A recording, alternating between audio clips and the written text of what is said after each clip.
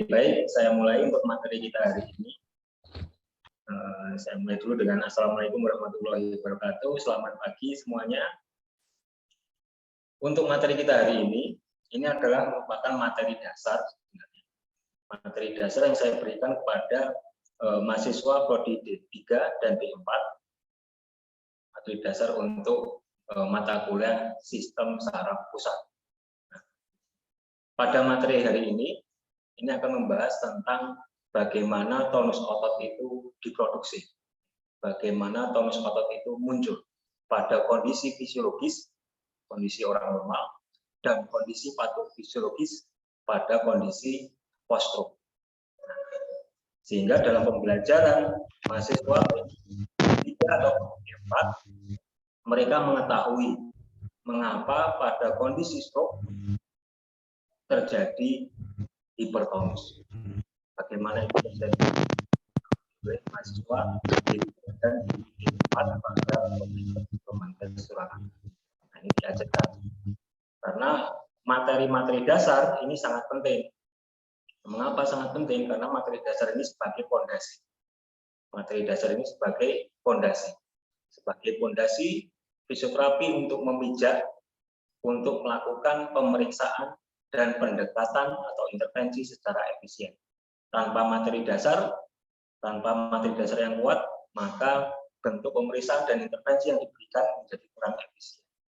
Nah, sehingga di Poltekkes ini sangat ditekankan sekali untuk materi-materi dasarnya. Sehingga ketika mahasiswa lulus, mereka bisa melakukan analisa, bisa melakukan kritisi terhadap intervensi yang berkembang saat ini. Oke, kita mulai. Ini untuk pendahuluan. Kita mengetahui bahwa otot, ini ada otot jantung, ada otot skeletal, dan ada otot polos. Otot skeletal pada umumnya melakukan kontraksi secara volunter, kontraksi secara diperintah oleh sistem saraf pusat.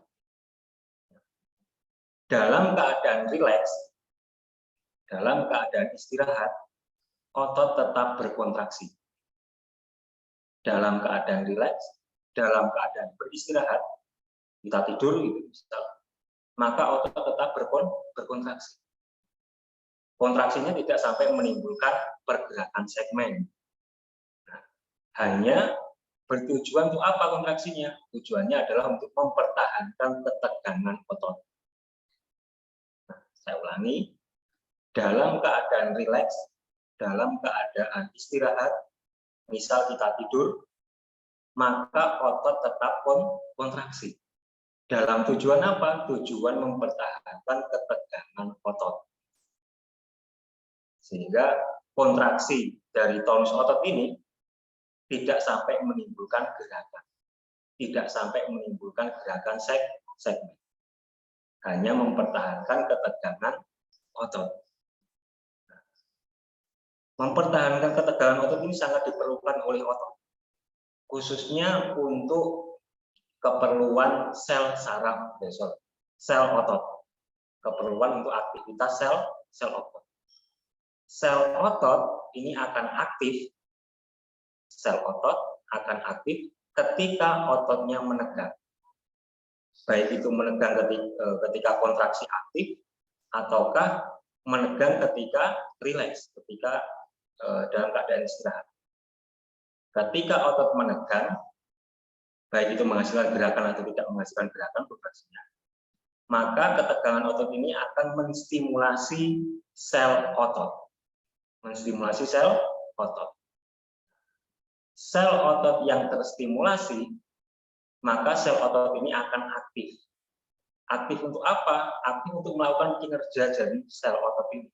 Kinerjanya apa? Salah satunya adalah sel otot ini akan mengganti serabut otot yang rusak mengganti dengan serabut otot yang baru, yang baik. Itu salah satu fungsi dari sel otot. Sehingga ketika kita tidur, ketegangan otot masih terjaga, maka sel otot ini masih aktif untuk apa? Untuk meregenerasi, memperbaiki serabut otot yang rusak menjadi serabut otot yang baik.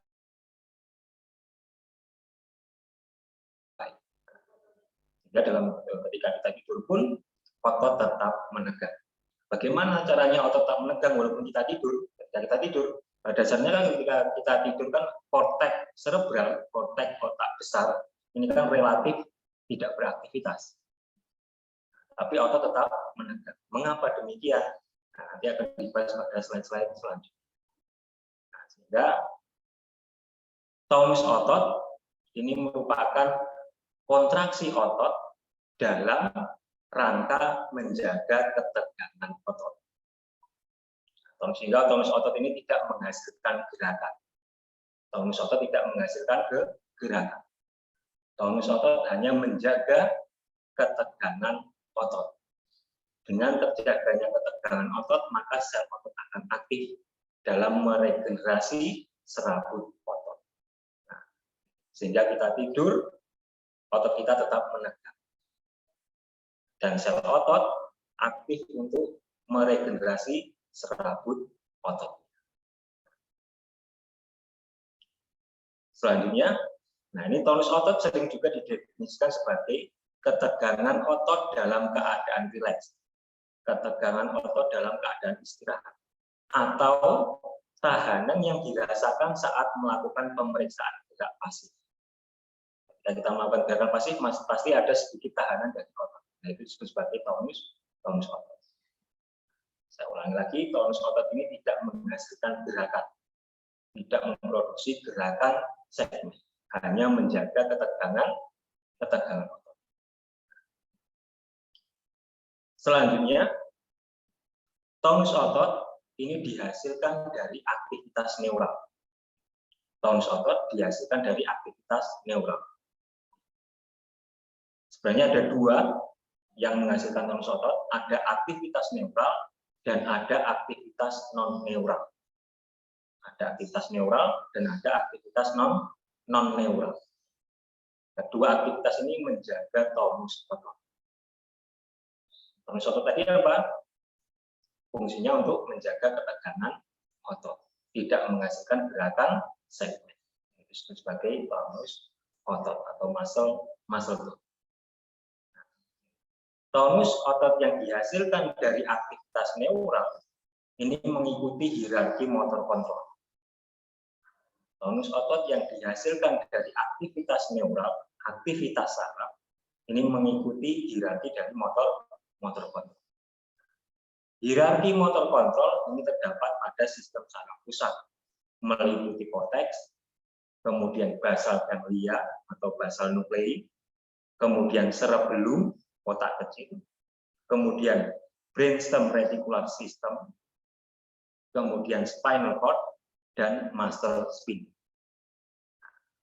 Sehingga tonus otot ini dihasilkan dari aktivitas neural dan aktivitas non-neural. Tonus otot yang dihasilkan dari aktivitas neural ini mengikuti hierarki motor kontrol pada sistem saraf pusat, meliputi korteks dari korteks besar, basal ganglia, cerebellum, brainstem reticular system, spinal cord, dan pada perifer ada muscle sphincter. Oke, ini saya terangkan pelan-pelan ya, soalnya materi dasar ini mengikuti materi-materi yang lain, mengikuti materi-materi dasar yang lain. Nah, ini contohnya hierarki dari motor kontrol. Hierarki dari motor kontrol. Nah, ini kalau kita lihat di sini, di tengah di sini, ini terlihat ya kursor saya ya yang warna merah ini ya. Terlihat kursor saya warna merah ini? Halo? Terlihat Bapak. Terlihat ya? Terlihat Pak. Oke. Pada hierarki motor kontrol, ini pada bagian tengah yang saya tunjuk ini adalah sistem saraf pusat. Sistem saraf pusat. Sistem saraf pusat mempunyai prinsip dasar dalam bekerja. Prinsip dasar kinerja dari sistem saraf pusat. Prinsip dasar kinerja dari sistem saraf pusat apa itu? Membawa atau mengumpulkan dan mengkonversi input sensoris, membawa, mengumpulkan, mengkonversi input sensoris menuju ke sistem saraf pusat untuk diproses dan direspon dalam bentuk respon output motoris. Saya ulangi, sistem saraf pusat ini memiliki prinsip dasar kinerja. Kinerja dari prinsip dasar sistem saraf pusat ini adalah mengolah input sensoris, mengumpulkan input sensoris, membawanya menuju sistem saraf pusat untuk diproses, yang kemudian direspon dalam bentuk respon output motoris. Sehingga output motoris, respon motoris, ini sangat bergantung dengan input sensoris. Ketika ada gangguan input sensoris, maka output motorisnya juga akan terganggu. Nah, contohnya seperti apa, Pak? Contohnya, yang sering saya contohkan, yang paling gampang adalah ketika seseorang berjalan menggunakan sepatu yang kesempitan, misalnya. Sepatunya kesempitan, sehingga jari-jarinya menjadi sakit untuk berjalan.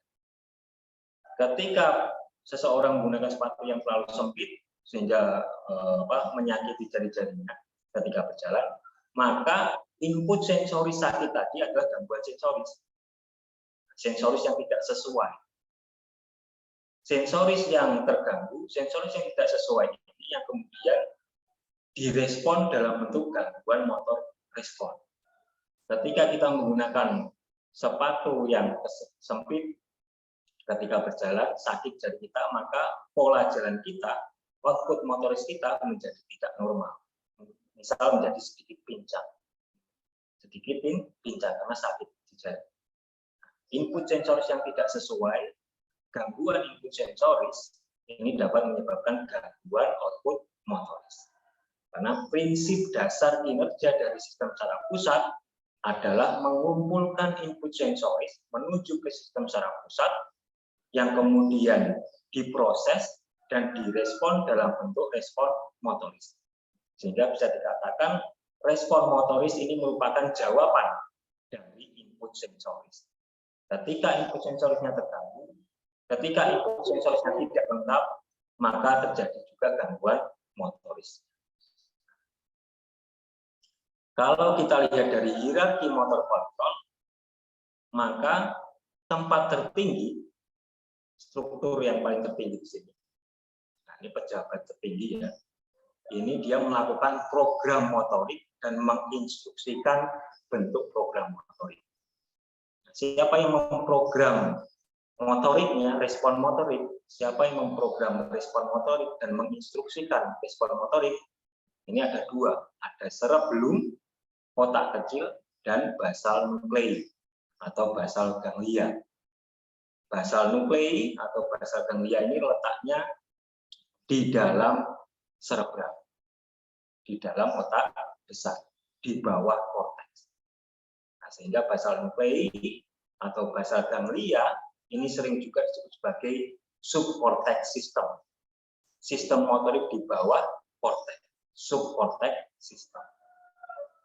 Sehingga pejabat tertinggi dalam hierarki motor kontrol ini adalah cerebellum, otak kecil, dan basal nuclei atau basal ganglia. Bagaimana pejabat tertinggi letaknya tidak di luar, tapi letaknya di dalam kantor, tidak di luar kantor. Pejabat tertinggi pada hierarki motor kontrol ada cerebellum dan basal nuclei. Tugas utama dari cerebellum ada 3 pada dasarnya. Pertama adalah sebagai kontrol tonus otot. Yang kedua ada sebagai koordinasi gerakan. Dan yang ketiga, fungsi cerebellum adalah sebagai fungsi keseimbangan. Ada kontrol tonus, koordinasi gerakan, dan keseimbangan. Sedangkan fungsi dasar dari basal nuclei atau basal ganglia adalah sebagai menginisiasi gerakan dan merencanakan pergerakan. Nah, ini materi cerebellum dan basal nuclei ini materi yang berbeda, karena memang kalau menjelaskan sistem saraf pusat ini pasti akan menyangkut materi-materi dasar yang lain. Nah, sehingga saya tidak komplain ketika fisioterapi ini mempelajari banyak hal, dari FTA, pediatri sampai FTE, sport, olahraga. Di mana setiap cabang dari keilmuan ini memiliki materi-materi dasarnya masing-masing. Sehingga fisioterapi di 3 D 4 beban materinya sangat banyak. Sehingga memang saya setuju dibutuhkan pendidikan fisioterapi yang lebih khusus, lebih selektif mempelajari pada materi tertentu. Ini spesifikasi dari fisioterapi. Karena untuk mempelajari FTA sampai FTE ini membutuhkan kapasitas yang besar untuk mempelajari hanya materi dasar saja. Sehingga saya mendukung ketika fisioterapi nanti memiliki spesifikasi pembelajaran, apakah itu neuro, apakah itu pediatri, apakah itu sport, dan lain sebagainya.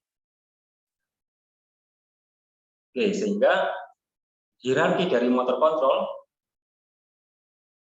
pejabat utamanya adalah cerebellum dan basal nuclei. Kemudian di bawahnya ini ada projection area. Projection area ini meliputi korteks motorik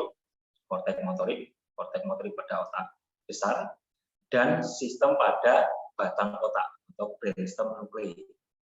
Sistem pada batang otak. Projection area pada korteks cerebral, korteks otak besar, ini sering disebut sebagai sistem piramidal. Sedangkan projection area pada tingkat brainstem ini sering disebut sebagai sistem ekstra piramidal. Nah, ini akan saya terangkan apa itu sistem piramidal dan apa itu ekstra piramidal pada slide selanjutnya. Di bawah dari projection area, di sini ada tingkat yang paling bawah adalah spinal cord. Pada spinal cord ini dia mendapatkan pengaruh influence dari projection area untuk melakukan tugasnya pada tingkat spinal. Kalau kita lihat di sini, input sensoris ada yang menuju ke pejabat tertinggi, cerebellum dan basal nuclei, untuk melakukan perencanaan gerak yang baik, kontrol tonus yang baik, yang kemudian diproyeksikan menuju ke korteks cerebral, korteks otak besar, dan menuju ke ekstrapiramidal pada batang otak. Sehingga eksekusi respon motoris pada korteks otak besar dan ekstrapiramidal ini dipengaruhi oleh cerebellum dan basal. Kemudian ada input sensoris yang menuju ke spinal cord. Input sensoris yang menuju ke spinal cord yang kemudian langsung direspon dalam bentuk respon motoris, kita langsung direspon ya, tidak perlu ke atas dulu, langsung direspon dalam bentuk respon motoris pada tingkat spinal. Ini sering disebut sebagai aktivitas refleks pada tingkat spinal. Kalau berbicara tentang refleks, sebenarnya refleks ini tidak hanya pada tingkat spinal, refleks ada pada tingkat brainstem dan ada pada tingkat kortikal. Nah, itu pada materi yang lain pembahasan. Nah, intinya bahwa sistem saraf pusat ini dia mempunyai fungsi utama, prinsip dasar kinerja, yakni mengumpulkan informasi sensoris, mengumpulkan input sensoris, dibawa menuju ke sistem saraf pusat untuk diproses dan direspon dalam bentuk respon motoris. Singkatnya, respon motoris ini merupakan jawaban dari input sensoris. Kinerja dari sistem saraf pusat ini akan mengikuti hierarki dari motor kontrol, di mana pusat program untuk melakukan aktivitas motorik, pusat program untuk merespon motoris ini terjadi pada tingkat cerebellum dan basal nuclei. Yang kemudian respon motoris ini kemudian diinstruksikan menuju ke projection area, ini pada korteks motorik, sistem piramidal, dan pada batang otak atau sistem ekstra piramidal. Dari korteks motorik dan brainstem, batang otak, nanti ada instruksi menuju ke spinal cord. Ini tingkat yang paling bawah. untuk merespon motoris. Sehingga respon motoris ini dapat didapat dari cohesion area, bisa didapat dari tingkat spinal. Respon motoris yang didapat dari tingkat spinal, input sensoris yang langsung direspon dalam bentuk respon motoris pada tingkat spinal, ini sering disebut sebagai aktivitas refleks pada tingkat spinal. Aktivitas refleks sebenarnya tidak hanya pada tingkat spinal, tapi juga ada pada tingkat brainstem, ada pada tingkat kortikal. Itu materi yang berbeda. Oke, kemudian aktivitas neural. Ini bagaimana kemudian tonus otot dihasilkan dari aktivitas neural. Tadi sempat saya singgung di awal bahwa tonus otot ini dihasilkan dari aktivitas neural dan dari aktivitas non-neural. Oke, tonus otot yang dihasilkan dari aktivitas neural, aktivitas saraf, dikatakan sini, tonus otot terjaga disebabkan oleh aktivasi saraf gamma motor. Aktivasi saraf gamma motor. Apa itu saraf gamma motor, Pak? Saraf motoris pada efektor, pada otot, ini ada dua. Saraf motoris, saraf eferen pada tingkat efektor, pada tingkat otot, ini ada dua. Karena pada dasarnya otot terdiri dari dua struktur. Pada dasarnya otot terdiri dari dua struktur. Ada serabut otot bagian luar yang disebut sebagai ekstrapusal, dan ada serabut otot bagian dalam yang disebut sebagai intrapusal. Saya ulangi biar lebih paham ya. Kalau saya menjelaskan di 3 D 4 selalu saya ulangi terus seperti ini. Tonus otot, ketegangan otot ini akan terjaga disebabkan oleh apa? Oleh aktivitas saraf gamma motor. Saraf gamma motor tadi apa? Saraf motorik. Saraf motorik pada efektor, pada otot, ini ada dua saraf motorik. Salah satunya adalah gamma motor. Otot sebagai efektor mempunyai dua struktur. Otot mempunyai dua struktur. Ada otot, serabut otot bagian luar yang disebut sebagai ekstrapusal, dan ada serabut otot bagian dalam yang disebut sebagai intrapusal.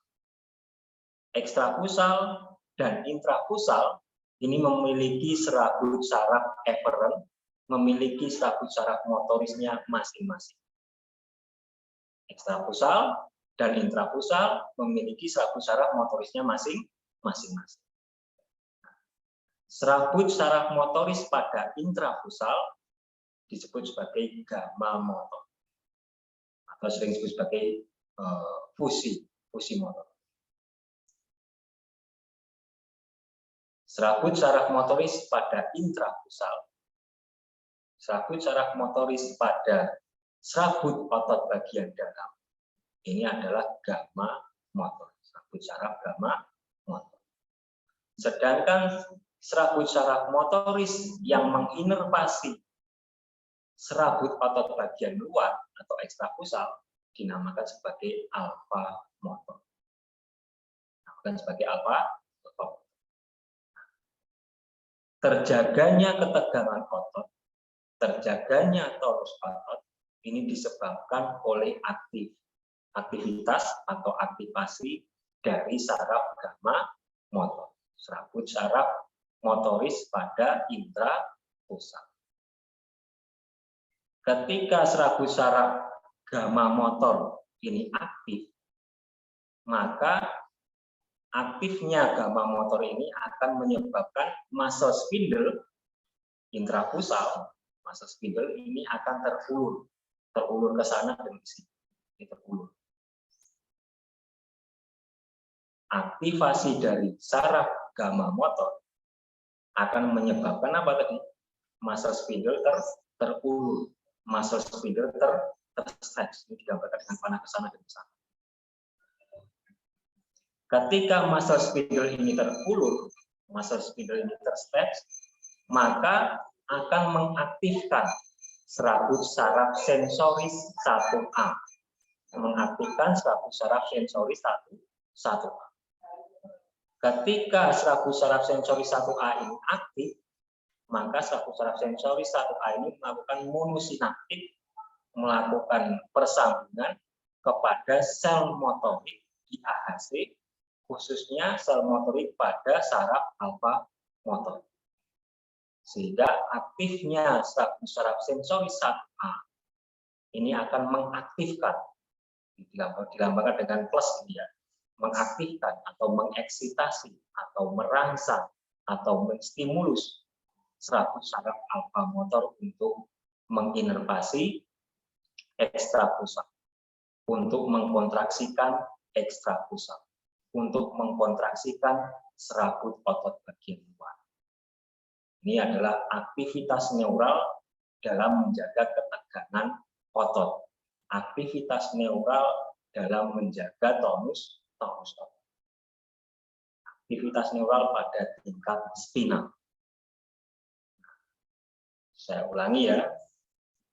Tonus otot, ketegangan otot, ini dihasilkan dari aktivitas neural dan dari aktivitas non-neural. Pada aktivitas neural, terjaganya tonus otot, terjaganya ketegangan otot ini disebabkan oleh aktivasi atau aktivitas dari saraf gamma motor. Saraf motoris gamma motor ini dia menginervasi intrapusat atau serabut otot bagian dalam. Ketika gamma motor, saraf motoris intrapusal ini aktif, maka dia akan men-stretch atau mengulur muscle spindle. Muscle spindle yang terulur ini akan menstimulasi serabut saraf sensoris 1A. Serabut saraf sensoris 1A yang terstimulasi ini akan menstimulasi, mengeksitasi atau merangsang alfa motor untuk aktif. Ketika alfa motor aktif, maka ekstrapusal akan menegak. Ekstrapusal akan menegak atau kontraksi.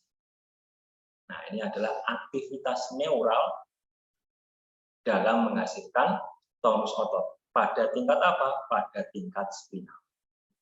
Pada tingkat spinal. Ini adalah aktivitas neural pada tingkat spinal yang menghasilkan tonus otot. Karena dia pada tingkat spinal, sehingga kita tidur, tonus otot masih ada. Karena ketika kita tidur, relatif aktivitas pada korteks cerebral, aktivitas pada korteks otak besar, ini relatif menurun aktivitas neuralnya. Sehingga kontrol untuk ketegangan tonus otot ini tidak diletakkan pada korteks. Karena kalau diletakkan pada korteks, kita tidur, otot kita bisa flasid.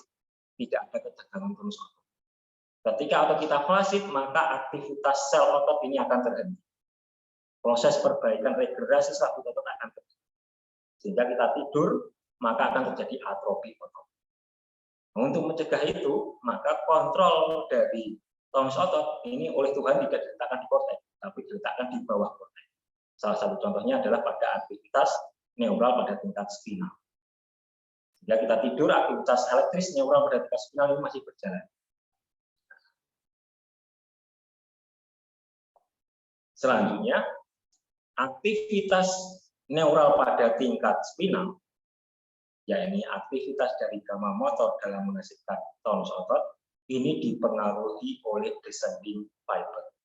Nah, ada dua descending fiber ya, ada serabut saraf dari atas spinal cord menuju ke spinal cord.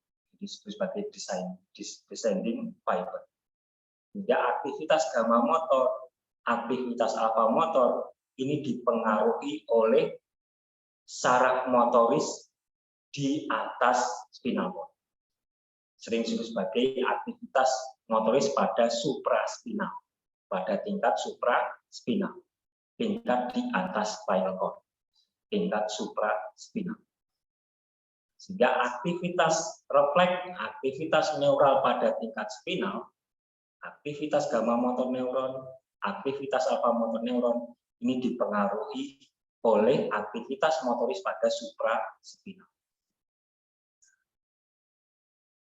Pada gamma motor neuron, aktivitas dari gamma motor neuron ini dipengaruhi oleh descending fiber, dipengaruhi oleh tingkat motoris pada tingkat supraspinal, yaitu pada ekstrapiramidal. Pada ekstrapiramidal. Aktivitas gamma motor dipengaruhi oleh aktivitas neural pada tingkat supraspinal. Khususnya adalah aktivitas neural pada ekstrapiramidal. Aktivitas neural pada tingkat brainstem, pada tingkat batang. Sedangkan aktivitas alfa motor neuron ini cenderung dipengaruhi oleh aktivitas neural pada supraspinal, khususnya pada tingkat kortikal, yakni pada sistem piramida.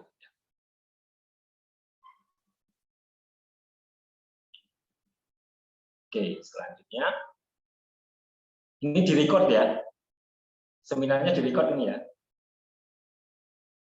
Halo? Halo, bisa dijawab?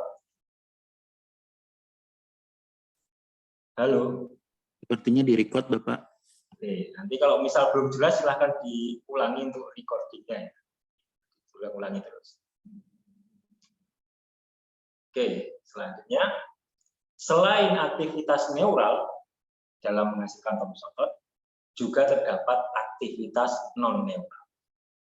Nah, sehingga tombus otot dihasilkan dari aktivitas neural dan dihasilkan dari aktivitas non-neural. Aktivitas non-neural yang menghasilkan tonus otot ini dihasilkan dari komponen viskoelastis. Komponen viskoelastis atau passive properties. Passive properties pada otot. Sehingga tonus otot dihasilkan dari aktivitas neural yang sering disebut sebagai active properties, dan tonus otot juga dihasilkan dari aktivitas non-neural yang disebut sebagai passive properties. Kalau active properties dihasilkan dari aktivitas neural, sedangkan passive properties dari aktivitas non-neural. Contohnya adalah komponen viskoelastis pada otot. Nah, apa itu komponen viskoelastis pada otot atau aktivitas non-neural? Pertama adalah cycling cross bridge. Cycling cross bridge ini dikatakan independent of electrical activity. Cycling cross bridge ini tidak dihasilkan dari aktivitas elektris dari saraf. Cycling cross bridge ini tidak dihasilkan dari aktivasi saraf. Sehingga cycling cross bridge ini tidak bisa dideteksi oleh EMG karena bukan aktivitas saraf, bukan aktivitas elektris saraf. Dia masuk ke dalam passive properties. Apa itu cycling cross bridge? Cycling cross bridge ini adalah silih bergantinya het myosin dalam melekat kepada aktin. Cycling cross bridge ini adalah silih bergantinya het myosin. Jadi het myosin ini banyak pada myosin. Kepala myosin ini akan melekat bergantian kepada aktin, sehingga menjaga overlapping antara aktin dan myosin. Cycling cross bridge ini fungsinya menjaga overlapping antara aktin dan myosin, sehingga ketegangan otot tetap terjaga dengan adanya overlapping antara aktin dan myosin.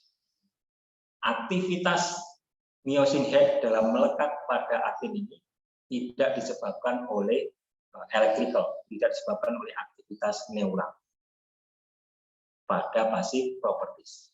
Walaupun pada aktivitas neural ini juga mempengaruhi miosin untuk melekat pada aktin. Tapi ada suatu kondisi di mana miosin head ini melekat pada aktin tidak dipengaruhi oleh aktivitas neural. Ini masuk ke dalam passive properties. Kemudian passive properties yang kedua yang sering dibahas adalah thixotropic behavior, perilaku thixotropik. Ya, ini perubahan viskositas cairan otot. Cairan otot itu kan mempunyai kadar kekentalan, kekentalan cairan. Otot ini hampir 90% adalah berisi cairan. Nah, cairan ini mempunyai tingkat kekentalan, tingkat viskositas. Di mana perilaku thixotropik ini dicontohkan sebagai ketika ototnya aktif kontraksi, maka viskositas atau kekentalan cairan otot ini akan menurun. Dalam arti kekentalan atau cairan otot ini lebih cair, tidak mengental ketika ototnya aktif. Contohnya apa, Pak? Contohnya ketika kita berlatih mengangkat beban, yang tadinya otot kita ukurannya relatif kecil, setelah mengangkat beban, otot kita relatif menjadi lebih besar. Mengapa demikian? Karena terjadi penurunan viskositas pada cairan otot, sehingga cairannya menjadi lebih cair pada otot, sehingga menjadi lebih mengembang, terlihat terkesan lebih mengembang.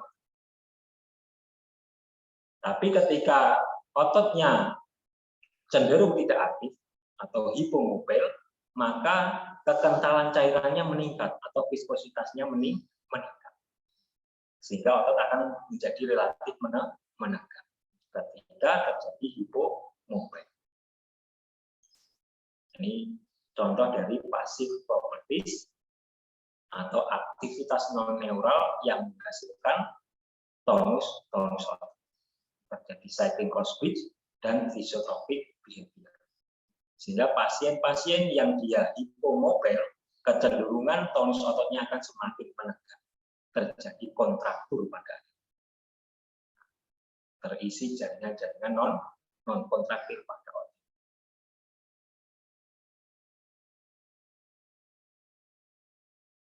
Selanjutnya regulasi tonus atau pengaturan tonus otot. Tadi sudah saya singgung, tonus otot diatur pada tingkat spinal dari refleks spinal tadi ya, tingkat spinal tadi. Tonus otot diatur pada tingkat spinal, di mana tingkat spinal ini dipengaruhi oleh tingkat supraspinal melewati descending fiber. Sehingga tonus otot diatur pada tingkat spinal dan diatur pada tingkat supraspinal. Pada tingkat spinal, tonus otot diatur melalui sensory feedback. Pada tingkat spinal. Sensori dari apa? Input sensoris dari mana? Input sensoris dari serabut saraf 1A atau input sensoris dari muscle spindle. Tidak hanya pada muscle spindle saja input sensorisnya, tapi juga pada Golgi tendon organ yang mendeteksi tentang tension atau ketegangan dari tendon. Sehingga input sensoris, input proprioceptif yang menentukan tonus otot ini ada dua. Ada dari muscle spindle dan ada dari Golgi tendon organ. Dari muscle spindle ini ada serabut saraf 1A. Serabut saraf 1A ini dia akan terstimulasi ketika terjadi perubahan panjang dari muscle spindle. Ketika muscle spindle-nya terstretch, terulur, maka akan menstimulasi serabut saraf 1A. Selain dari muscle spindle, juga terdapat proprioceptif, informasi sensoris proprioceptif dari Golgi tendon organ. Letaknya di mana Golgi tendon organ itu? Letaknya di antara otot dan tendon. Itu terdapat Golgi tendon organ. Fungsinya untuk apa Golgi tendon organ? Fungsinya untuk mendeteksi ketegangan otot. Mendeteksi ketegangan otot.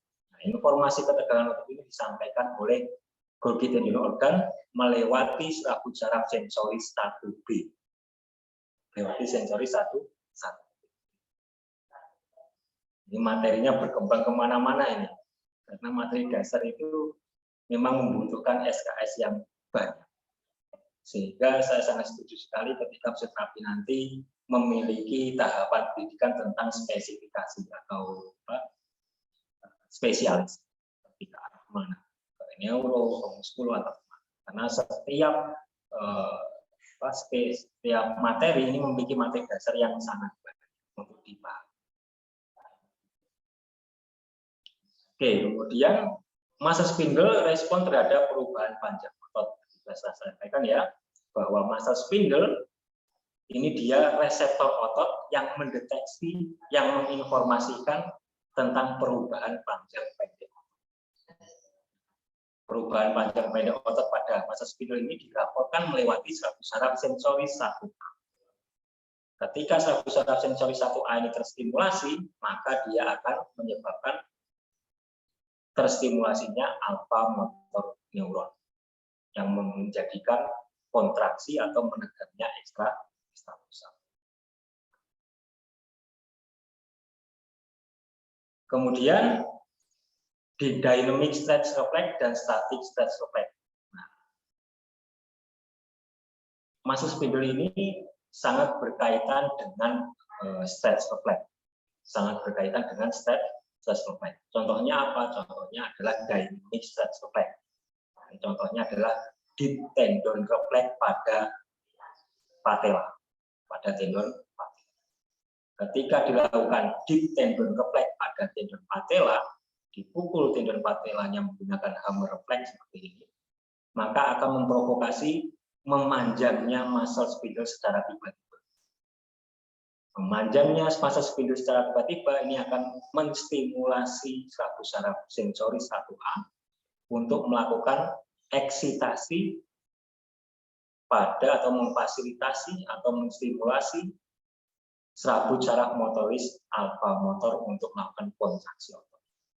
Sehingga ketika kita melakukan deep tendon reflex pada tendon patella, maka akan terjadi gerakan ekstensi lutut.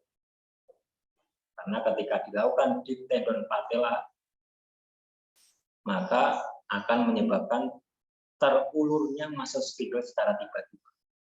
Terulurnya massa spindle secara tiba-tiba akan mengaktifkan saraf sensori 1A untuk mengaktifkan, menstimulasi, mengeksitasi, merangsang saraf alfa motor untuk mengkontraksikan ekstrapusat. Sehingga terjadi kontraksi ekstensi dari sendi.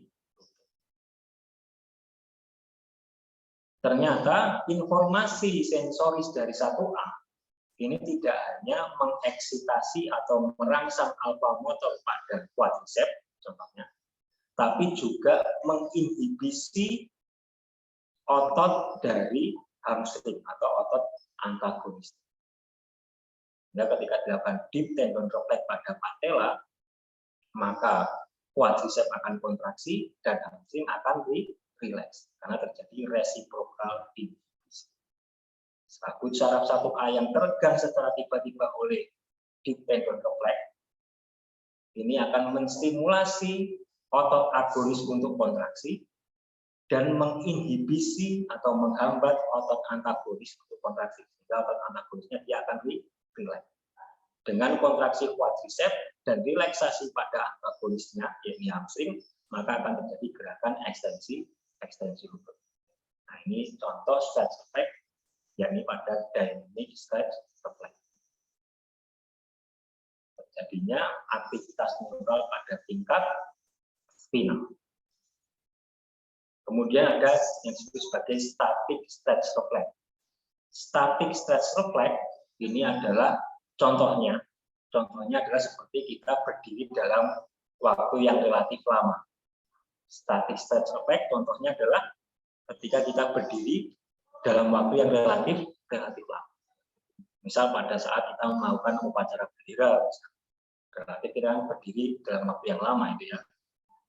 Ketika kita berdiri dalam waktu yang relatif lama, maka kontrol tonus pada gastrop, calf muscle pada soleus, dan kontrol tonus pada tibialis anterior ini terjadi pada tingkat spinal, terjadi pada tingkat spinal.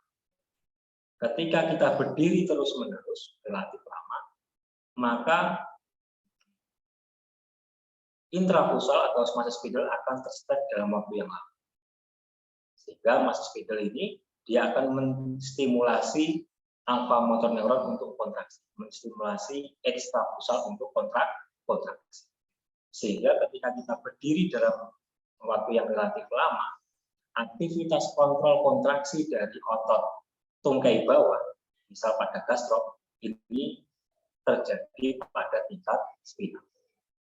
Tidak terjadi pada tingkat kortikal, tapi terjadi pada tingkat spinal. Itu disebut sebagai static stretch reflex. Mana informasi sensoris pada tingkat spinal langsung direspon dalam bentuk respon motoris pada tingkat spinal.